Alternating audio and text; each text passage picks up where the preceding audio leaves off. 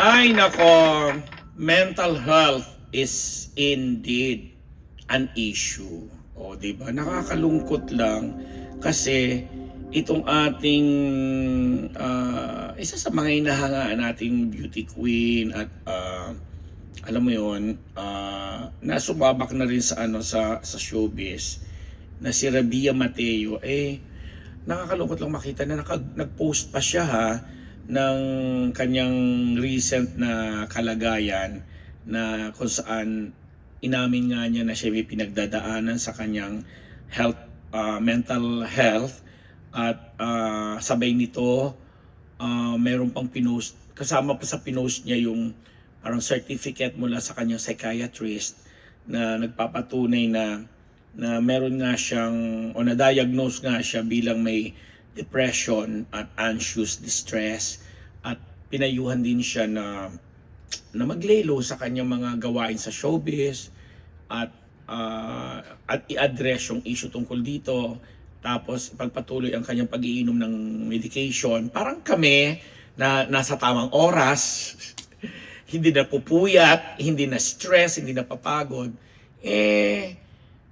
nakaka-relate kami somehow, lalo pat na-witness din namin kung paano parang binuli or nabuli itong si Rabia since maging public personality. Simulang sumali siya sa Binibining Miss Philippines, nanalo siya, nag-represent siya during pandemic. Tapos inasahan ng lahat, nararampa siya hanggang sa bonggang finals, pero umabot lang siya sa top 20 ba, 25. Tapos when she returned, tapos nagkaroon pa siya ng issue personal kasi alam namin parang dinisown siya nung kanyang father nung kanyang biological father na kahit nagkapangalan na siya or sumikat siya, parang nung time na nagkaroon ng opportunity na magpakilala siya or hindi siya tinanggap or hindi siya tinanggap. Yun na nga, hindi siya tinanggap. And masakit syempre yon. Tapos ang naging sandalan niya that time, yung mga activities niya sa showbiz na magbongga naman. Nakakaarte naman siya, maganda naman ang rehistro niya sa TV. At may mga ginawa siyang series at naging part nga siya ng GMA7. Tapos, na-in love siya kay Jeric Gonzalez, na may controversial din na mga issue, and doon nga din lumabas yung mga chismis na di umano'y nagsasakitan silang dalawa. Di umano na yung within the bounds ng kanilang samahan. Syempre bilang magjowa, normal yung mga selosan, pero sabi nung ibang nakaka-witness, parang doon din daw na-trigger lalo yung anxiety problem nito ni Rabia, kasi nga dumadating sa point na parang kay Jeric niya ibinubuhos yung kanyang sama ng loob, at saka yung mga nagmamanifest na kaya dalawang beses silang naghiwalay, dalawang beses din silang nagbalikan. May ganung kwento Naghiwalay sila, nagbalikan, tapos naghiwalay uli hanggang tuluyan na uli silang naghiwalay. And now alam namin nasa Bacolod or Negros itong si Rabia, doon sa family niya, at parang doon niya hinahanap yung peace at saka yung klase ng kaginhawahan baga sa isip at sa puso na hindi niya siguro naramdaman na to dahil nagsunod-sunod halos since sumali siya sa Miss Philippines, lumahok, nagrepresent sa Miss Universe, sunod-sunod na yung showbiz, parang lalong nagkapatong-patong.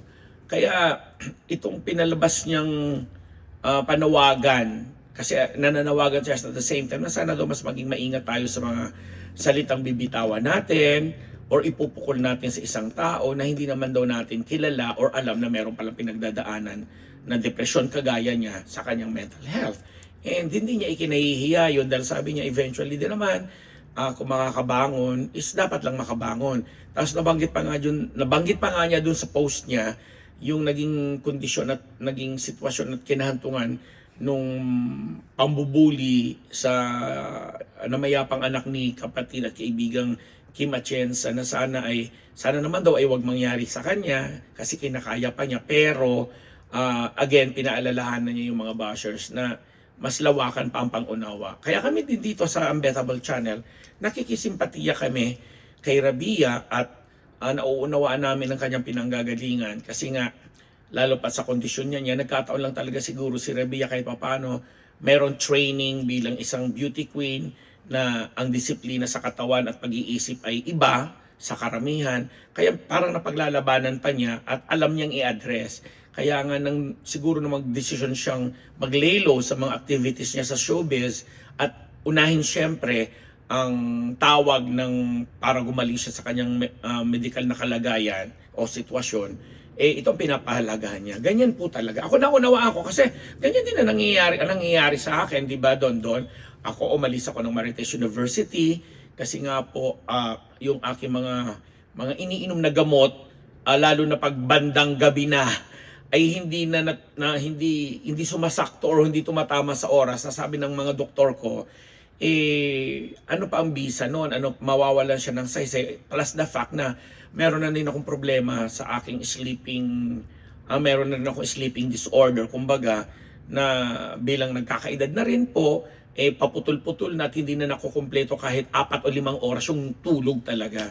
Now, which is very important. Alam natin lahat na hindi ko na kailangan sabihin pa dito na marami ang namamatay o marami nang nagkakasakit o nagkakaroon ng komplikasyon sa sakit, lalo na ang isang taong hindi nagkakaroon ng maayos na tulog. So sana nauunawa natin. Hindi na paulit-ulit yung mga tanong kasi marami talaga mga entitled dito sa social media na ipinaliwanag mo na kung ba't ka umalis, nag-explain. Ang dami pa rin, ang gusto pa rin malaman, yung intrigang, ba't ka umalis? Siguro ganyan-ganyan.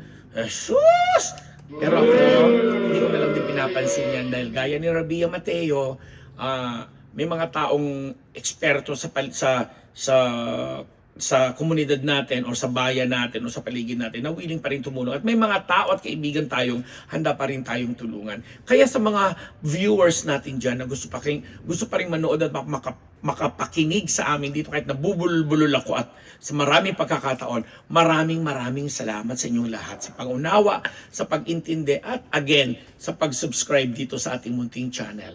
Ako ang inyong lingkod, Papa Unbearable ang Batnabos, Garal-galman ng boses, nagpapasalamat, nagmamahal pa rin. See you soon!